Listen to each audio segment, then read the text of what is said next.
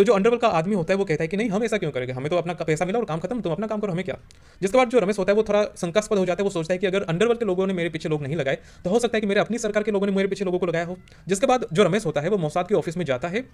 और वहां पे वो धमकी देके आ जाता है कि अगर मेरे परिवार को और मुझे अगर कुछ हुआ तो मैं तुम्हारी पूरी सरकार को मीडिया के सामने जाके नंगा कर दूंगा और तुम्हारे सारे ऑपरेशन को उनके सामने ला दूंगा, जिससे कि तुम्हारी सरकार पे बहुत बड़ा प्रेशर आएगा और तुम लोगों को रिजाइन देना पड़ेगा। तो ये धमकी देने के बाद वो वहां से आ जाता है। आगे हम देखते हैं कि रमेश रात को वापस कुछ बड़ा करने लगता है। अगले दिन जब सुबह होती है तो इसराइल के मोसाद से एक अधिकारी आके उसे मिलता है और वो कहता है कि रमेश देखो, तुम्हें चिंता करने की कोई जरूरत नहीं है, हम तुम्हारे पीछे नहीं है, तुम अपना काम करो, हम अपना काम करते हैं। और आखिर में वो उसे ऑफर देता है कि अच्छा रहेगा कि अगर तुम वापस इसराइल आके रहने लगो, क्योंकि अमेरिका में क्या ही है, तुम रहोगे तो यहाँ पे। मगर जो रमेश होता है वो मना करता है, वो कहता है कि नहीं, अब वो अमेरिका में यहाँ पे रहना शुरू करेगा, क्योंकि वो जानता नहीं कि वो अच्छा कौन है और बुरा कौन है, क्योंकि जो देश की सरकार है वो भी डबल क्रॉस कर रही होती है, इसलिए वो अपनी सरकार पे भी पूरा विश्वास नहीं कर पाता। आखिर में हम देखते हैं कि जो रमेश होता है वो पूछता है कि हमने तो 6-7 लोगों को ही मारा था, बाकी के लोगों का क्या हुआ। तो जो मोसाद का अधिकारी होता है वो कहता है कि बाकी